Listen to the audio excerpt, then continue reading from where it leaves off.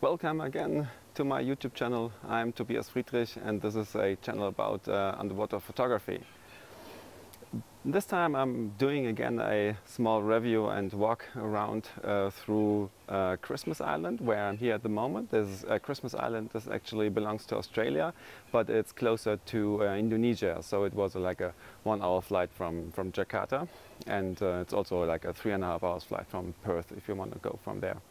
So, but the island is very beautiful actually. It has been, I was here for 1 week, so it's my last day today, but it has been raining a lot, so and this is actually one of the best days we had so far. Unfortunately I'm leaving, but I'm taking the chance to walk you around a bit here on the island still, so you can see behind me is the ocean, of course, yeah, and this is actually the biggest settlement here. The hotel I'm staying in, you can see behind me, is called the Sunset. It's a pretty nice hotel actually, directly at the, with a perfect view to the ocean actually. So you can have rooms here, upper here or down there, also to the other direction. Like probably they're cheaper, but this is actually very nice. They also have a nice pool, where I also did a little pool talks already, yeah. So you've seen soon, or you have seen maybe already. So yeah, I walk around here a bit, so you can see they have like 8 rooms or so in the front, all with ocean views and some in the back. And I'll just walk you around to my room, what I got, which was very nice. So let's open that here and walk around. They also have some nice things here where you can sun lounges, like where you can lie on. So that's pretty cool. I haven't been in the pool yet at all because I didn't have time only for that pool talk. So not enough free time here. So my room was here up the stairs, which was very nice. The one on the other days you can find a little crab here trying to walk on the stairs as well. So that was kind of cool. The crabs are really everywhere here. So this is my room. It's I just had to pack everything, so it's doesn't look too messy anymore, but still a little bit. It was my bed. The mattress is not too good. It's very soft, but after 2 nights you get used to that. Behind me there's a little bathroom. It got everything inside what you need. Also like a little kitchen, but at least I got a microwave and a water heating thing here. So I did had a lot of noodles for lunch, yeah, which you can just pour with hot water. They don't taste very good, but it's like, it's okay for being here, yeah. Also a little fridge where you can put in everything. The most important thing in the room here is the air condition, because it's so hot here. It's unbelievable. You just step out. I just had a shower just before and I'm already sweating, yeah. So from the 5 minutes outside. So this is the room, the view outside on a little balcony here. So it's like really perfect to see around and to look around and to just sit here on the terrace and watch the ocean. This is really, really, really nice. So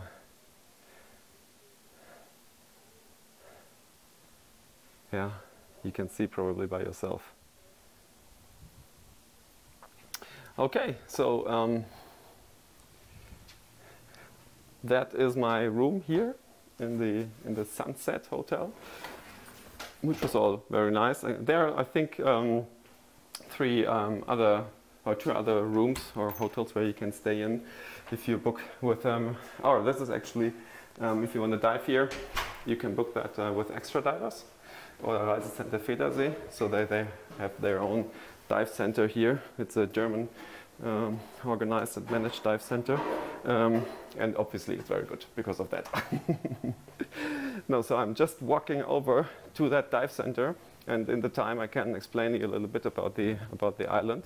So let's start with the food. So you don't need to rely on noodles during that stay here. There are plenty of restaurants actually around the island, and very close to that, where all the people who live here also go in, so you can get burgers, and a lot of Chinese restaurants are here because I think 70% are Chinese on the whole island, and that's because there's a lot of mining going on the island. Hi Olaf. He was one of the divers, of the German divers I've dived with last 6 days. So no, the island is basically actually, its mining is really big here, which is yeah, not too good actually for the nature, but it also helps to have it to have the economy here growing here. So it was yeah, the first thing what they built here, and they also, Australia has a detention center here. So these are actually the two main economies here on that island. But tourism is still growing a little bit here, and little by little, it's not too much. So it's, that's why it's very lonely still here as a tourist, where you can have there are not many tourists at all here. Yeah, so this is why it's really nice. You're like one of the only tourists here if you're staying here, only with a few others. So I think that is you don't get that in many locations yet. Yeah, that there are just no tourists around. Yeah. So behind me there's actually a nice bar where in the evening, and especially in the weekends, all the people are coming here to have a drink and to have food. Yeah, it's not very cheap, the whole island. The food is quite expensive, but at least the beer is nice and cheap. Yeah, so they have to do something to please the people, right? So here actually is the dive center, the Extra Divers Dive Center. So you can see it's really close to the sea. That's very nice. So they got here the compressors and everything going on. The filling station. Once we're back from the dive, it's very easy here. And the area to actually, that's actually my stuff still drying. I have to get that still before my flight leaves. And yeah, so it's brand new actually. They opened it a few months ago only. There. So. And this is David, sorry to interrupt you, this is David, one of the dive masters here. He also just started, yeah. And this is the actually the locker room, where you can just have all your gear after the dive stored, yeah, once it dries, yeah.